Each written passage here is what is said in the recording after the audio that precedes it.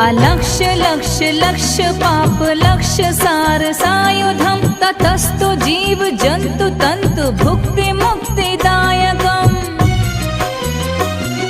विरंचि विष्णु शंकर स्वकीय धाम वर्मदे त्वदीय पाद पंकजं नमामि देवी नर्मदे।